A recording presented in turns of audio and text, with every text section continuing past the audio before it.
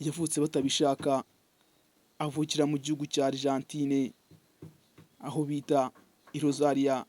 Hari mu ijoro rimwe umubyeyi w'umumama mwiza cyane yari yicaye mu rugo iwe yumva ibise biramufashe. Umubyeyi w'umuturanyi yihutira kumugeza kwa muganga, amugejejeyo abyara umwana mwiza cyane w'umuhungu. Uwo mwana yavutse tariki ya 24 Kamena mu mwaka w'1987, avukira i Rosaria mu gihugu cya Argentina. Uwo ninde?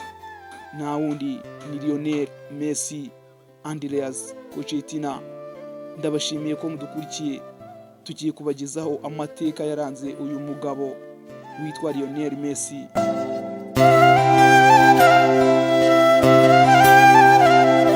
Hari mu mwaka w'1987 i Rosaria, umujyi w'ibyishimo. Abaturage bari bishimiye ko bari babonye uyu mugabo witwa Lionel Messi, batari bazi ikimuzanye kuri iyi si. Ariko Nyagasani we yareregeye aravuga ati, wasiwe nguhereye impano, guhaye uzagucungura muri football. Uyu muhungu yavutse mu buryo butunguranye, avukana ikibazo cy'ubumuga, ariko ntibyamuciye intege. Yarakomeje aragenda, aho ku myaka ye 4 gusa yacongaga ruhago.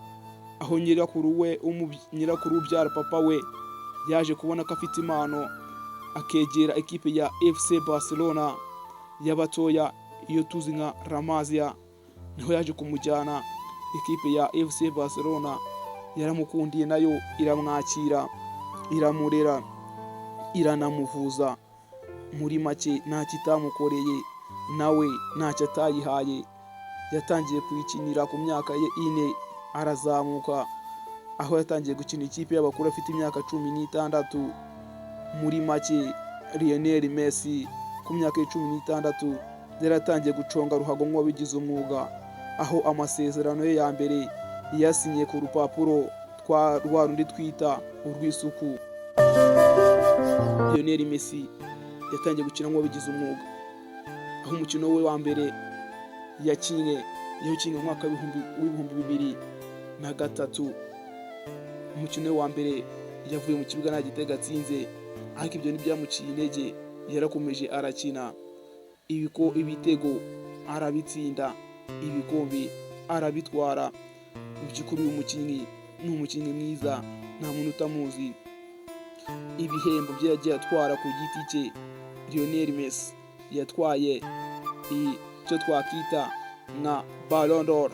Iki gihembo gifite inshuro 8. Yatwaye icyo twakita Golden Boot. Iki ni igihembo cy'umukinnyi watsinze ibitego byinshi ku mugabane w'i Burayi. Iki yagitwaye inshuro 6. Lionel Messi ni umugabo uzwiho ubwitange, akunda abantu, akunda gufasha. Ni umugabo ugira igikundiro.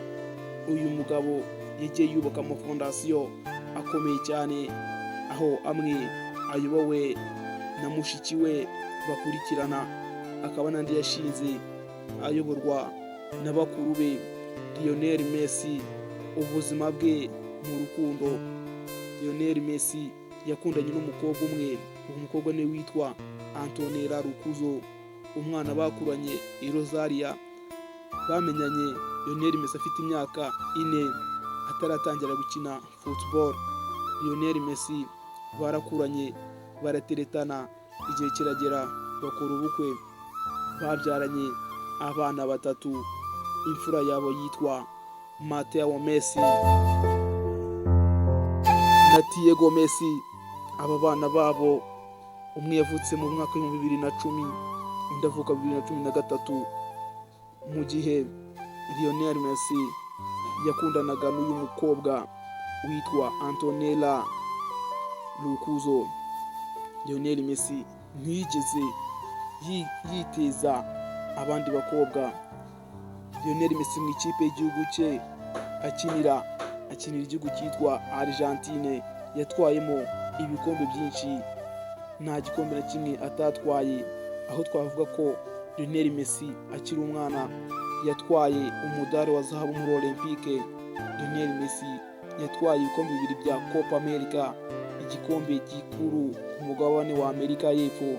Lionel Messi bitari ibyo gusa, yatwaye n'igikombe cy'isi mu mwaka w'ibihumbi 2022 aho bari batsinze ikipe y'igihugu y'Ubufaransa kuri finali. Urumva ko Lionel Messi ni umugabo watsinze ibitego byinshi, ni umugabo watanze asiste nyinshi. Lionel Messi niwe mukinnyi wa mbere ufite asiste nyinshi kuri iyi si ya rurema, akaba umukinnyi wa kabiri watsinze ibitego byinshi, ahaza inyuma y'umukinnyi kabuhariwe nawe witwa Cristiano Ronaldo. Lionel Messi ni umukinnyi udasanzwe, ni umukinnyi w'igitangaza. Iyi si izahora imwibuka, isi izahora imuririmba. Ibyo bibaza abafana b'ikipe ya Real Madrid, aho atahwemaga kubabaza uko bahuraga buri munsi. Naho ubundi ibiganiro byacu nakagaruka, mbashimiye ko mudahema kudukurikirana. Ndabashimiye, nshimira buri mwese mwabanye nanjye muri iki kiganiro, nshimira buri umwe wese wagize uruhare muri iki kiganiro. Ndashimira abantu bose bakurikira Kingdom GBTV.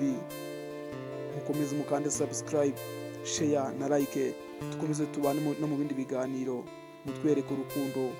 Ndabashimiye. Nitwa Omale.